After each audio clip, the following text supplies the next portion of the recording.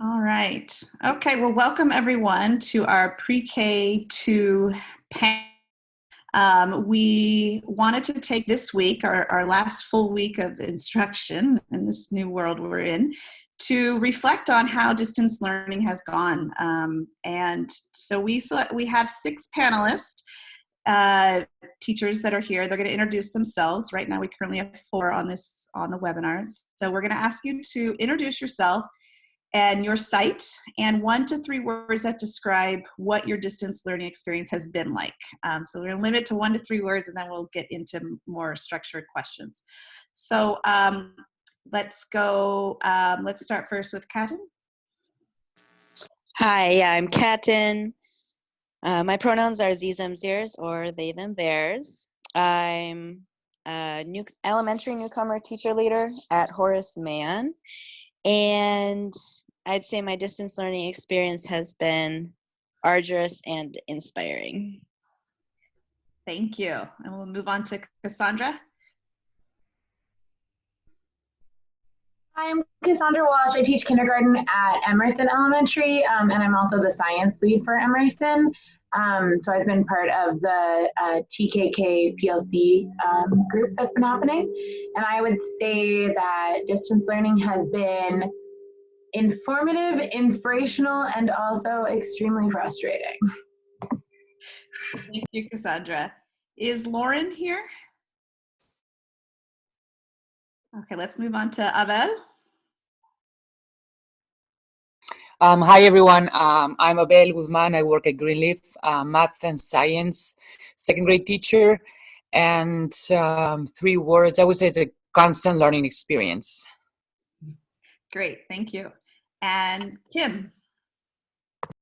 Hi, I'm Kim. I teach second grade Spanish at Community United. And for me, I'd say it's been a roller coaster, lots of ups and lots of downs. Thank you. Is Naimia here on the call? Yes. Hi. Hi. Welcome. Thank you. My name is Nehemiah. I'm a preschool teacher at MLK.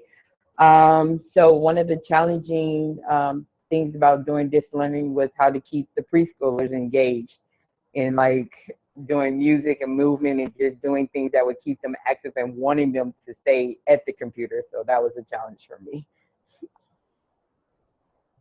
All right. And Lauren? No? Okay. All right. Okay, so we're going to go on to our first section of discussion questions around reflecting on your own learning. And so we're going to start. Kim, you're going to start us off with what have you enjoyed most about being an educator during distance learning? And we're going to do 2 minutes for each response. Okay, I'll try to be fast. For me, the most enjoyable thing is definitely Seesaw. I look at it at the end of every day to see what the students have posted, and the highlight is always seeing the videos that they do, the recordings of them reading or them reading their stories. It's truly amazing what our shy students have been able to do in this space, that they're not intimidated by other students or the pressures. So that's been what I've enjoyed the most, is seeing the different ways that they're learning too, not just the way it is usually in the classroom. So, great. my highlight. All right, Kat, what have you learned from this experience? Yeah, much of my work is in facilitating PLCs, adult learning spaces, and overwhelmingly, I feel like I've learned in general that we're capable of so much care for one another, and really capable of brilliant work, each of us individually and all of us collaboratively.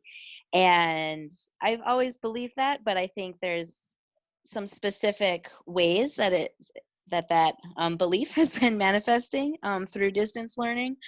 I've heard many disability justice advocates say like, hey, y'all, we've been saying for years that meetings can be accessible to people who can't be present in person for whatever reason.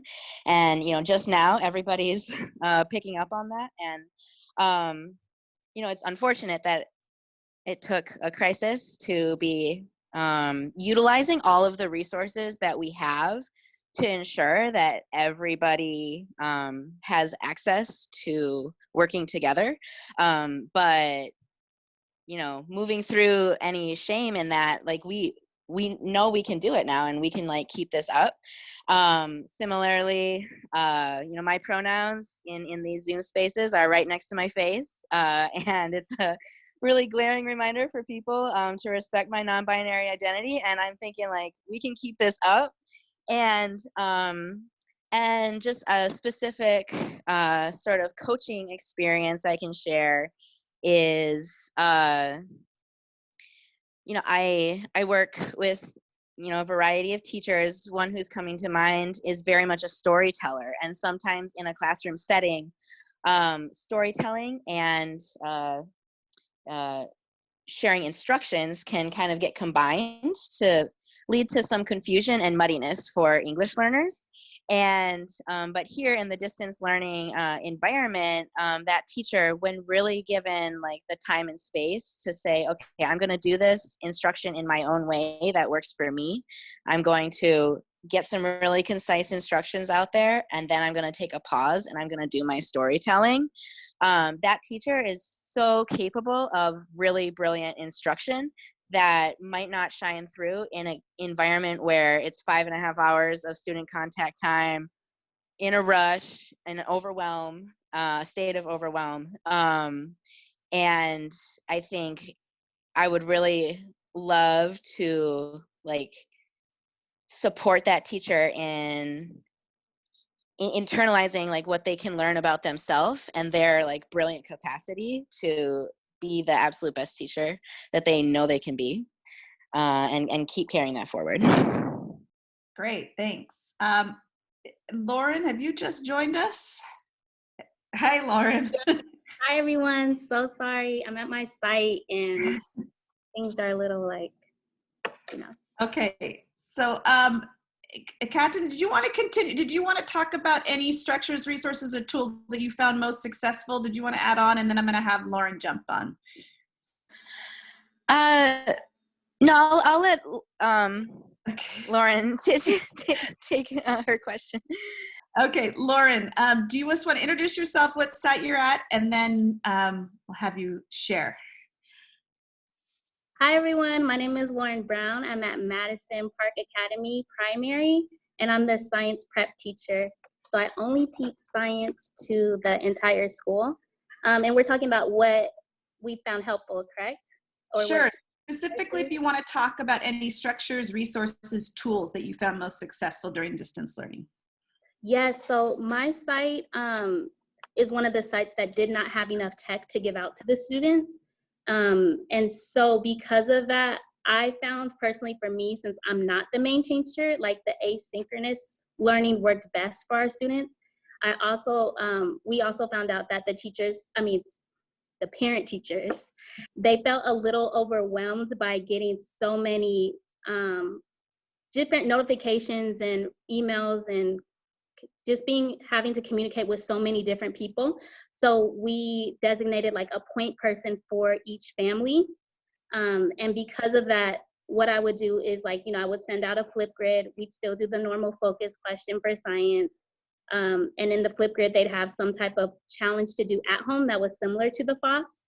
And I would pair that with a YouTube video. So all of it could be done at any time during the day with anyone. And then they would either text what they did to their students. They would text what they did to their teachers, and then they would send that to me if they weren't able to access Google Classroom. Most of the students either submitted through Flipgrid, Google Classroom, or they sent a picture via text. Great.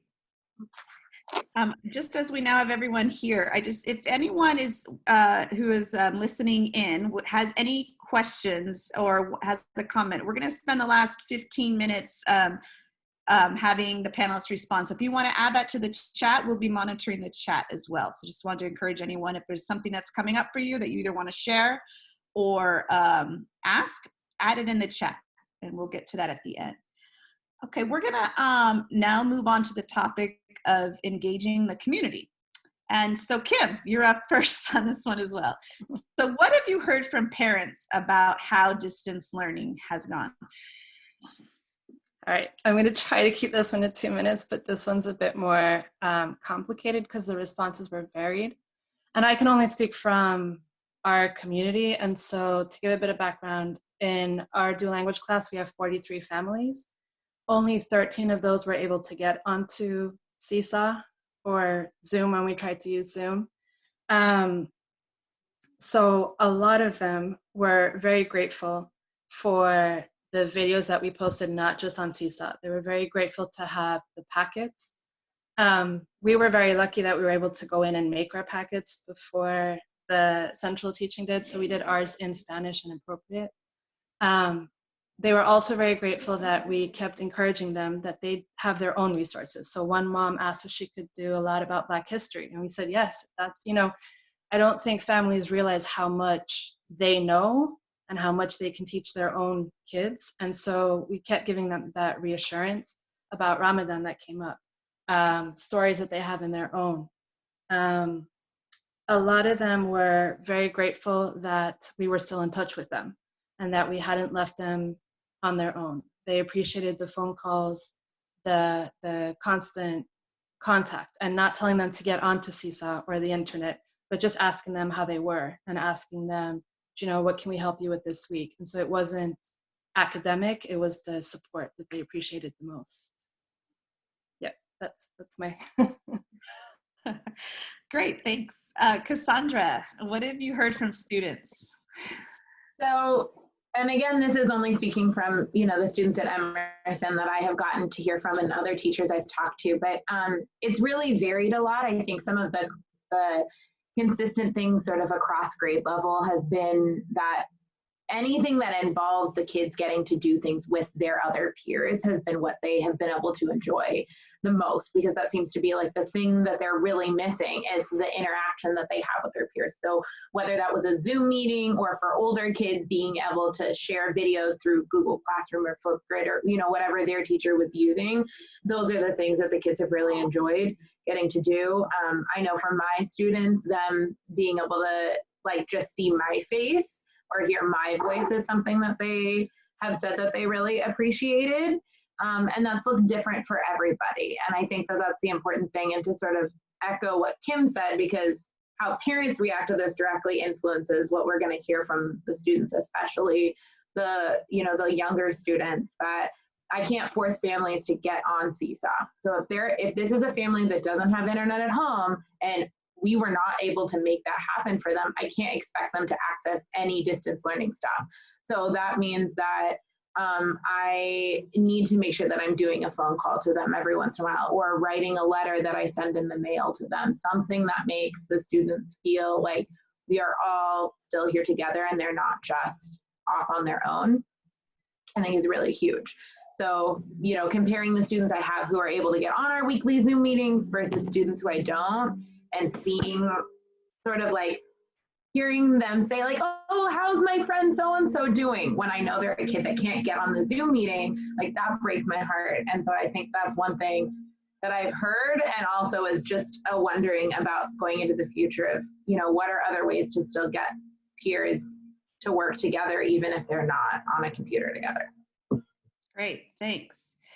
Nehemiah is joining us from the pre-K. How did you continue nurturing, building community with students while being distance?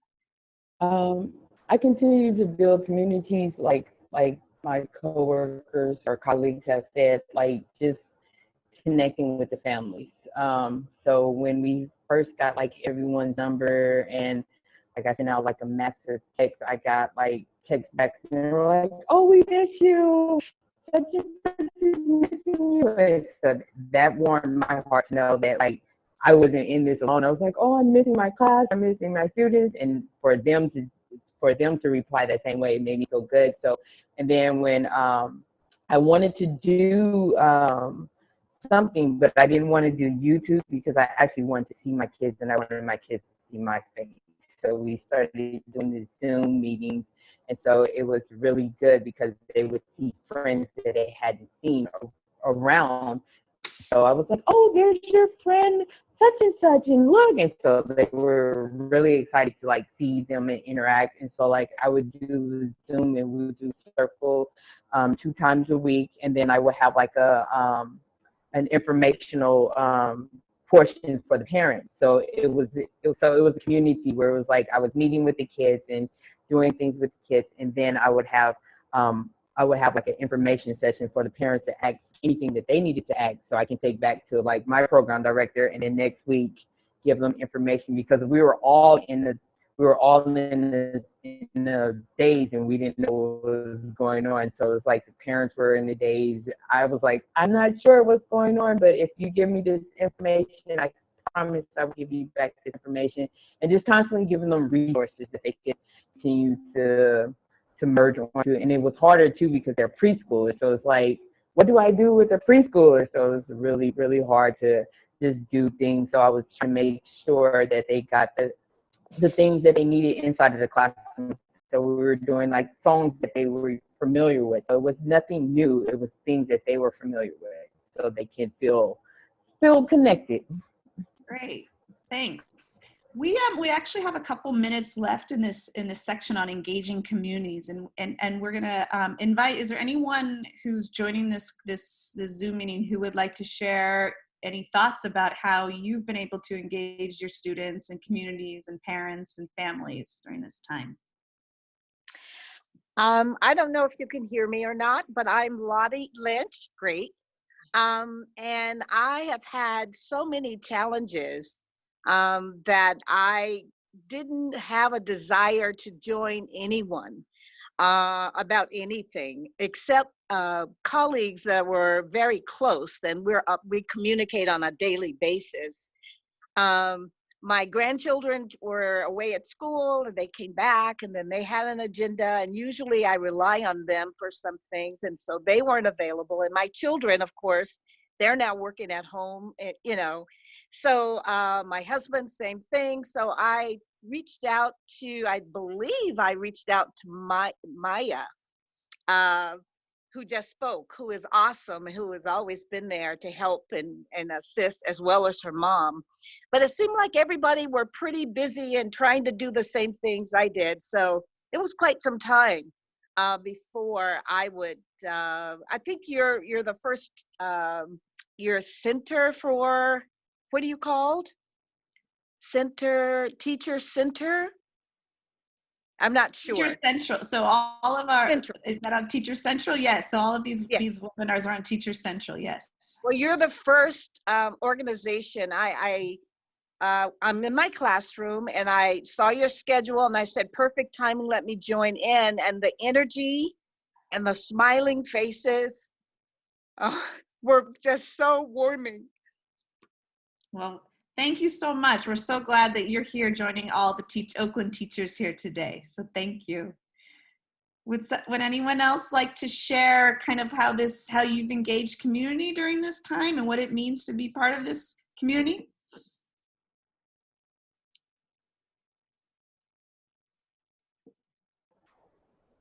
Well, I will add, if no one else is, that my colleague and I have been using Epic and Zoom. I have Zoom down now, and I've been meeting with our consultants on a regular basis, and that started like the first or second week, and that's kept me floating along there.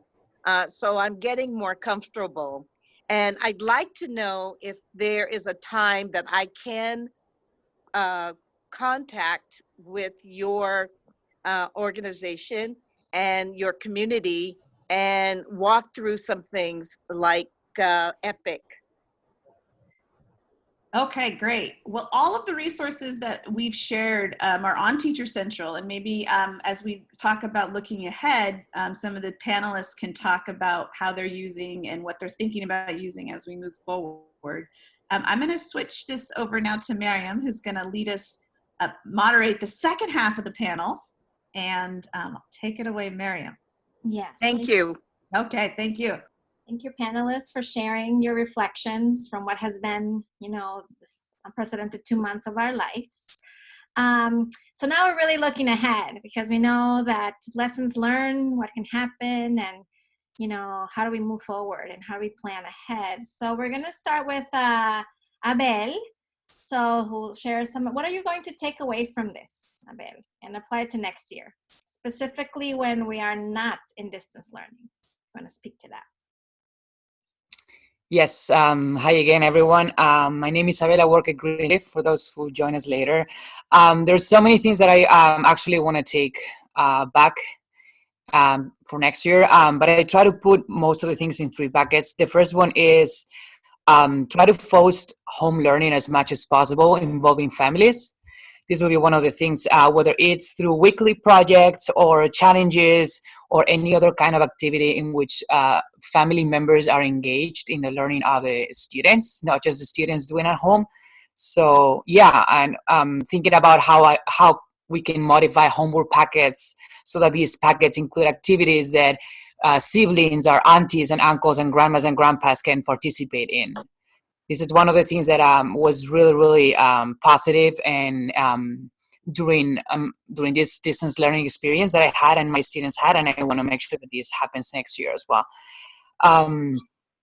Another thing that I was thinking that I want to take from this and apply next year is involving families, not just in the actual academic piece of the students, but in the overall learning experience. I'm thinking about getting families in. One specific example was I've always been very reluctant to have to share my phone number with families, but this during this distance learning I had to. It was something that I didn't want to, but I had to, and I actually got a really, really good experience having a chat with all the families, not for me to communicate with them, but rather to have an multi kind of like an exchange of information. I had families talk to each other, not just with me, but to each other, delivering food, families delivering food to other families, families picking up homework packets to take to other families who were not able to leave homes. So yeah, this is one of the things that I want to take from next year. And then one more thing that I wanted to take from next year is make sure that early next year, hopefully we start in classroom, but if we don't start in the classroom, as soon as we get back in classroom, make sure that I engage students in activities where they use these video call platforms that we've been using, these Zoom calls, these chat rooms, so that they also use them in the classrooms, maybe with other grade level students, maybe with the same grade level students across different classrooms, so that they get used to this, they get familiar with this, and they see these as learning platforms rather than just like communicating platforms that they can use if this ever happens again. Yeah. Thanks, Abel. And just because this is a section of like looking ahead, and there's like a lot of ideas, and we really want to think collectively of moving ahead. If anything comes up in the chat, just write it in there so we can see what people are thinking. So I guess we'll go again with you, Abel, and then maybe we have a few minutes. We'll also hear from Lauren. So what was missing for you during distance learning that we need to really collectively do some thinking around? And we'll start with and move to Lauren. Sorry. Sure. Well, I found there were like many things missing, to be honest. I will just like put all of them into 2 buckets. One is what was missing for students and what was missing for teachers. I'm sure there were a lot of other things missing from district or for families, but I'll just summarize everything into these 2 buckets. I felt like, and we've been talking about this for a long time now, but I think the 1:1 ratio student computer was one of the things that was missing. I'm very happy about the Twitter donation and that we're going to be able to reach that goal, honestly. But I think that was one of the things that was missing. Just devices at home as well as internet access. And I think I want to make sure that this is brought up every time in every meeting, because I started having like 20-25% of attendance through online meetings. I ended up having somewhere around 80-85, and I kind of like felt satisfied and happy about that. But at the same time, I couldn't help but like thinking about these 15% of the students who I was not able to reach, and probably were the students that needed me the most. So I just want to make sure that we have this on top of our agendas for the future. Devices for kids and internet access for all families. And then also looking at us teachers, this is just a very specific example, but 2 out of 3 teachers in my grade level had to buy new computers out of our pockets because our computers that we were given were not able to cope with this online learning. So, I mean, the one that I was using is the one that OUSD gave me 6 years ago, and it just like, it was too much for it, right? So I think this is also something to look into. If we want this to become a norm, or it's gonna happen, no matter what, we need to make sure that teachers have the resources to make this happen, right? Yeah, and then the other thing about teachers that I felt, it's not just me, but like what I heard from other teachers is that a lot of teachers were overwhelmed and it's not what was missing, but well, it was, I think what was missing was a unified source of resources. I think resources were not missing, but so many different kinds of resources were coming from was overwhelming to teachers to a point where they gave up on looking up to new things. So I think what was missing was probably a unified source to access these resources. Yeah. Thanks, Abel. Lauren, do you have anything to add to what Abel said, to what was missing to you during distance learning, or we can move to the next question? He pretty much covered everything. I would also kind of just put in like, you know, the Maslow's hierarchy of needs, just kind of that remembering like, if you don't have those basic needs like met, then obviously, even if you have tech or internet, that's not going to be the priority. And so I think that's missing a lot, that SEO component. Thank you. Okay, so the next, a lot of you spoke to the needs. So really thinking of, in an ideal world, what would you like support to look like from the central office when distanced? We're going to start with Cassandra, if you can speak to that. Yeah, so I tried to sort of clump some things together because obviously this is like a giant question that we could talk about for a long time. So I think one of the things that a lot of people have talked about is like streamlined communication, and that is going to be true for both teachers and families. So my family, for example, were getting messages through text from the district, through email from the district, through phone call. They were getting the robocalls from our principal. They were getting the emails from our PTA. Then they were getting emails from me, or a text from me, or class tag, which is what I had been using, but had to move away from because it wasn't sufficient. And then the automatic messages from Fast Talk were also still being sent to them, telling them things to do that had to do with going to school and coming home, which was totally irrelevant. But that was a platform that at this point, I was working across like 4 or 5 platforms trying to meet the needs of all my students. I didn't have time to go figure out Fast Talk and delete those messages and stuff. So I think that that's going to be something that's really important for Central, is to think about, you know, we want to make sure that we are getting information out to everybody, and knowing that, you know, email works better for some people, text works better for some people, but also finding a way to streamline information and decide what's coming from the district, what's coming from the school site, and what's coming from the teachers, so that it's not so overly inundating. And then the same thing like for teachers. I mean, I talked to so many teachers that were like, I'm getting 30 or 40 emails a day from all sorts of places, and you're guaranteed to miss something, and the odds of missing something important is pretty high. And so just thinking about, is there a better way to figure out who's the point person for what type of communication to make sure that things aren't getting lost?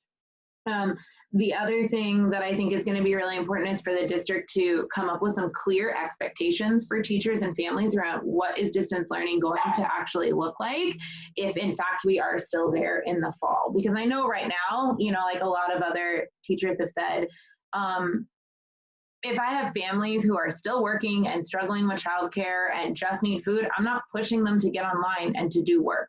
They're hopefully doing some things on their own. They're hopefully utilizing workbooks or packets, but I have no idea really what they're doing because that's not the priority at this point.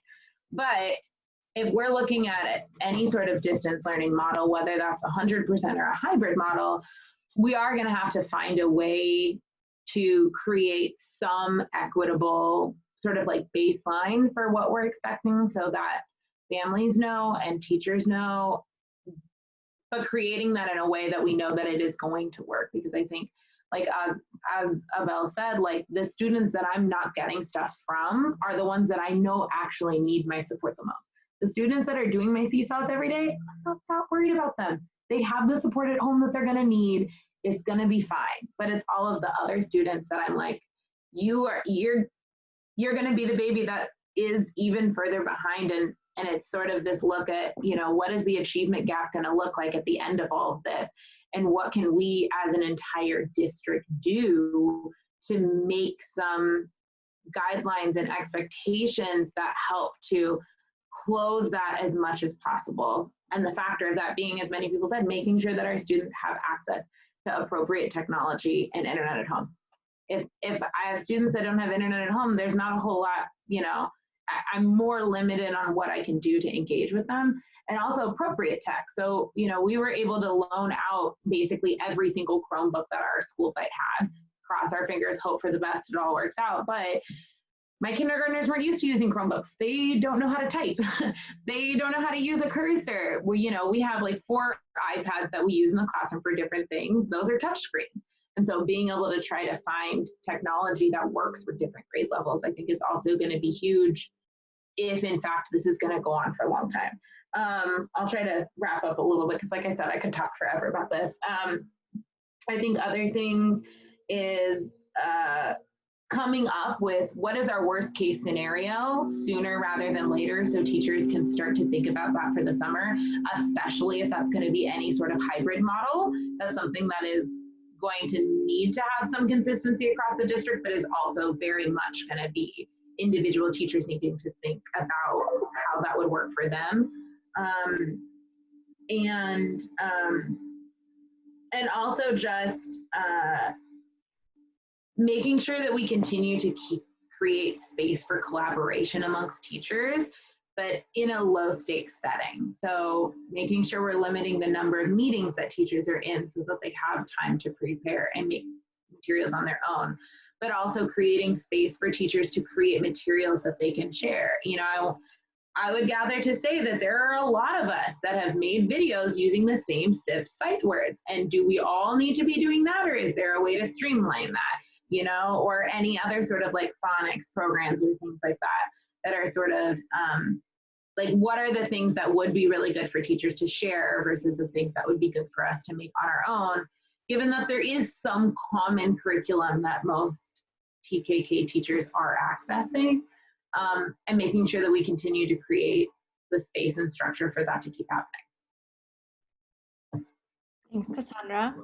Well, before we move into the open forum, I guess we're going to open the question, and that will be to all our panelists. We have around 3 more minutes before we transition to that last part, is to really think of how has distance learning impacted what you're thinking about for this summer. So just kind of opening it up to all our panelists, and we just have a few minutes if you want to share something. Just open it up to all you 6.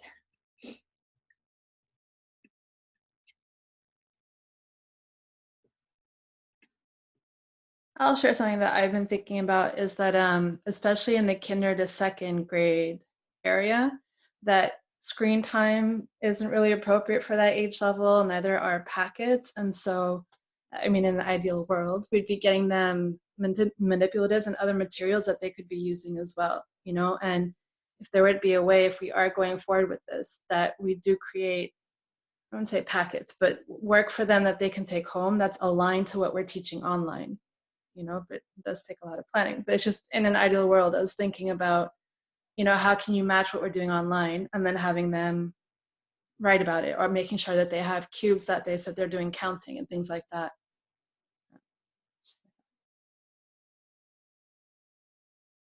I was thinking about because I do preschool, and so my thing was mainly social and emotional.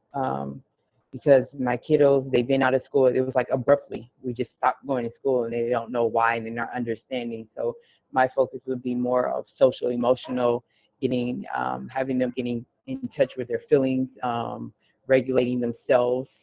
Because I don't know like what's going on in the home, and I don't know like the things that they had to go through, if they were experiencing trauma, if they were experiencing stressors, which like if the parents were experiencing stressors, which caused the kids to start to stress. So my thing that I was thinking about was a lot of like social emotional activities, a lot of social emotional engagement, a lot of like interaction with like the different kids. But it's like it's hard to like say that now because we don't know where we're going to be and how the children are going to, but that's like where my mind is right now, is just like how do we get them back to this level of social emotional where the children are, I don't want to say okay, but like they're kind of like stable and back to their routines and their stability.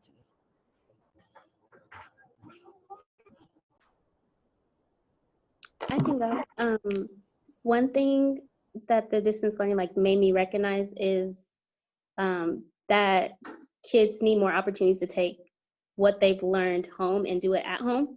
And so moving forward, I kind of want to design science at MPA to be kind of like the Oakland Engineering Science Fair. They had weekly challenges.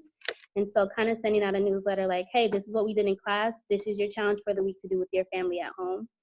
So that way they're taking what they learned outside of the classroom and then applying that at home where they live. So it's relevant for them.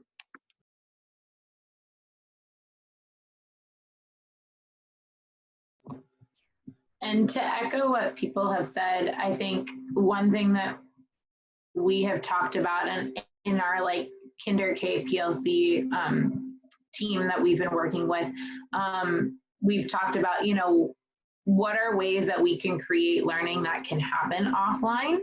And not only just for now, but also in sort of rethinking like, what does homework look like? And one of the things that I've thought a lot about is, you know, I have been for the last 3 years doing homework that is not paper based, is kind of like communication based, because I think that that's important. And I also think that if kids are at school for a full school day, they don't want hours and hours of homework when they go home too. But also knowing that then I'm not getting feedback from that. And so sort of looking ahead at, you know, maybe how can I use Seesaw, which is a new platform I've learned about, to combine with getting some of this homework back on a normal school-based level, but also thinking about if we are going to be in a distance learning model or a hybrid model, then what is a way to fuse those two things together? If I'm only going to have my kids for half the amount of time that I normally would in person, then what could we leverage that would be easy for them to do at home, even if they don't have technology? And I also want to just sort of throw out there the fact that we haven't talked about what are all of the pieces of like enrichment that students are missing. Like they're missing their dance classes and their music classes and their garden classes and their art classes. And what is a way that if we're going to be looking at this for, you know, potentially like a full school year, we don't know, then, you know, how are we going to prioritize like what would be super important to teach when we have them in person, if that's only going to be part-time versus what they can do at home, and where does all of those enrichment pieces, which are so important for their social emotional learning and sort of like their conflict resolution skills, how are we going to embed that into sort of like this new, what school might end up looking like? Thanks, Cassandra. So now what we're going to do is just open it up. We'll just have an open discussion, and maybe it can either be directed to the panelists, or people can share, people who are participating today, maybe some questions that are coming up for you, or you want to respond to something somebody said, or you have some suggestions. We're just going to open up for the next 15 minutes, and then we'll just close with a final reflection at the end. And Erin, is there any like pending questions on the chat that we want to respond to? Eve. Hi, Eve. I was wondering if you could just share how people are setting up Google Voice numbers. That might be something that people might be interested in hearing more about. Oh, you can. It's very easy. Anybody can go into their I mean, we could even, like, we could make a screencast or something of it. But essentially you just go, I mean, anybody can Google it too. How do I set up a Google Voice? And I don't know if it only works through personal email. I'm not sure about that. But I know that I've used it for years in school settings. And I download the Google Voice app on my phone, and then I just go through that. Oh, yeah, we were talking about if you don't want to give out your phone number to all your families, how another ways that you can communicate with them. I will say, just as far as I know and other teachers I know, Google Voice will not work with your OUSD email. So you have to use because I use Google, I've been using Google Voice for about 2 years now. You have to use a personal email account to set it up, which then means that you need to add all of your parent phone numbers and contact info to your contacts on your personal Google, so that they'll show up in your Google Voice number. So that might also be something to look to in the future in terms of Central is, if we want to make sure maybe this is something that sort of gets normed, is that all teachers have a teacher phone number that's linked to their OUSD email as a way to communicate, but also a way to keep things that I know. That's what I like about it, is then all of my text messages are in the app on my phone and not mixed in with all of my personal ones too.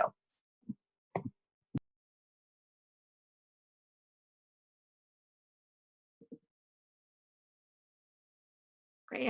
Is there anything else in the chat, Erin? Now, if you guys have questions or comments and you want to share, please do. And the panelists, if you have anything you were thinking of as other people were responding to those questions that you wanted to share, wanted to reflect upon, wanted to put out there, we do have a few more minutes.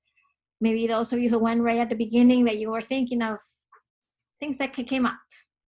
I have something just based on what Cassandra had said about, we can't force families onto Seesaw and all that. And having seen in the last 2 weeks how, I'm not sure scared is the right word, but apprehensive some of our families are about using technology, and they're afraid of touching the wrong button. That'd be something that'd be great if we could offer to families, is not tech classes, but more awareness of the materials that the students will be using, just so they become familiar with it too, because it's true that if our families feel more comfortable with it, then the kids will too. And the other thing related to that is I know that speaking to other teachers, conversations they had with families about structure. I think a lot of our families were completely overwhelmed by this, very stressed. They're worried about rent, they're worried about bills. And so they don't know how to structure the day for their kids. They don't know how to get them to do learning. So I think a lot more, not family classes, but engagement with families on how to support their kid, I think would also be very helpful.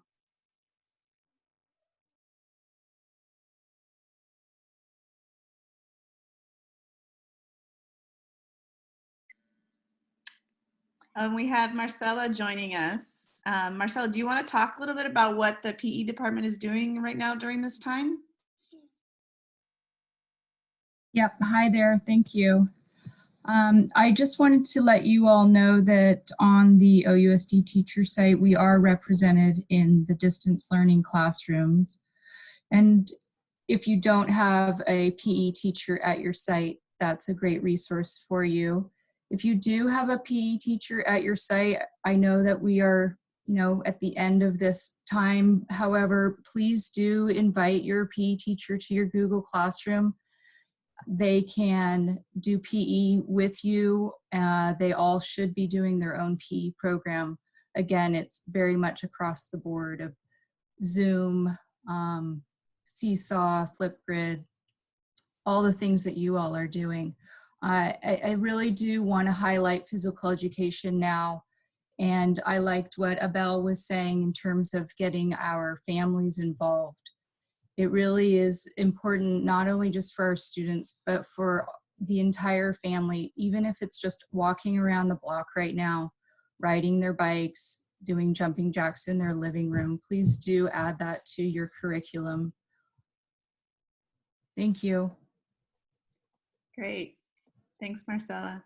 I also just wanted to add that the gardening and nutrition has also added a section on each Google Classrooms for K-5. And so there's activities that they've put on for also to engage families with gardening and nutrition at home. You can check those out as well.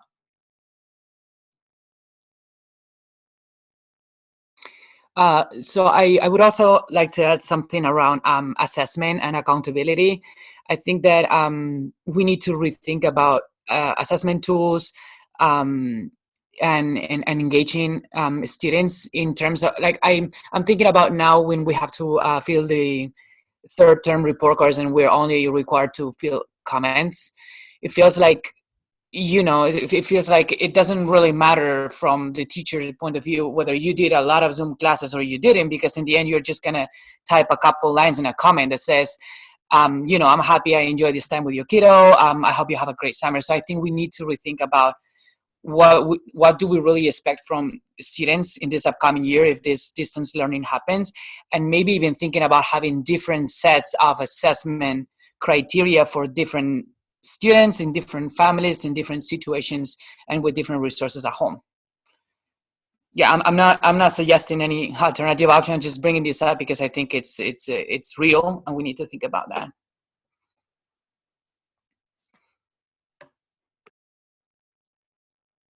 I have a thought to share. I really appreciate what other panelists have brought up about inequities and hierarchy of needs and things like internet access being a challenge for many families. And I think in this time, a lot of economic injustices are just becoming even more stark.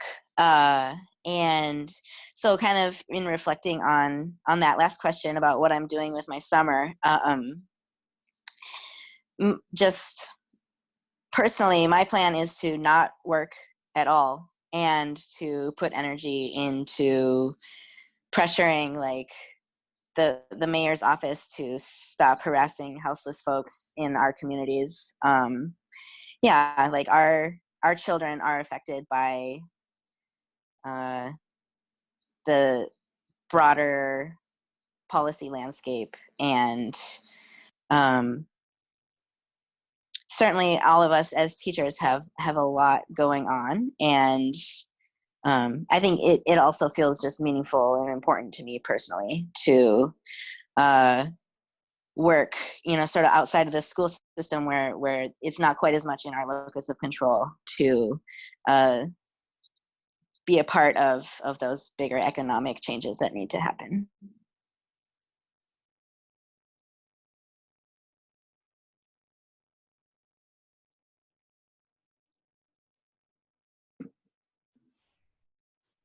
Thank you, Captain.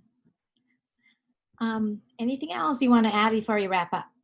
I know there's been so many ideas and a lot of reflection, a lot of suggestions, a lot of looking ahead.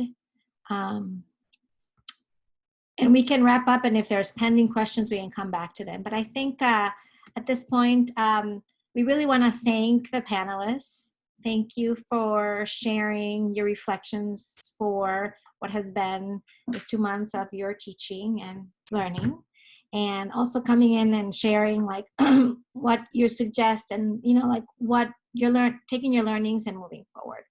So we really appreciate you. What we would like to do now is we would like to close by, we would like the panelists to say 1 to 3 words. Let's keep it short, but you can go a little over if you want. That describes what you're excited about as we head into next year. So we're going to end hopeful. And actually, we can go in order. We'll go in order, and we'll do. Captain, can you go first? Is that okay? Yes, I can go. I am excited about eventually probably working with students IRL again and get all that physical energy out. Thank you. How about Kim? Let's say hopeful. Let's just say with hopeful. Abel?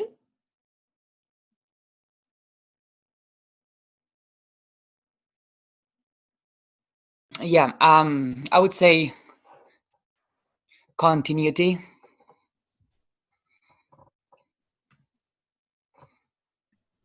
Cassandra? I am excited to try some very different things based on what worked and what next year is going to look like. I'm excited to try to change it up. Ms. Maya? I'm excited about the reconnection.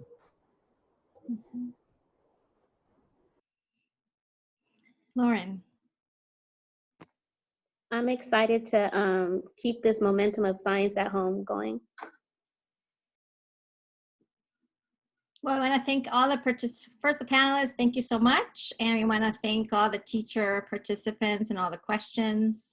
I don't know if you want to say anything else, Erin or Kelleth. Yeah, this has been, you know, a great learning experience for me. You know, I've learned so much from all of you, and it's just been a real honor to work with you, and, you know, just really honored to be a part of this group. Thanks. I just want to, I really want to shout out to all of them, everyone that's here, and especially because if you're kindergarten or pre-kindergarten, transitional kindergarten, this has been really challenging because these younger students are not used to using technology at all. And so it was kind of just like throwing them into a swimming pool and say, you got to swim. So I really just have a lot of respect for you and your persistence during this time. So thank you. Oh, we're ending a few minutes early. You can hang out if you need to ask some questions, put it in the chat. But other than that, we hope you have a great last 2 weeks. And thank you, everybody.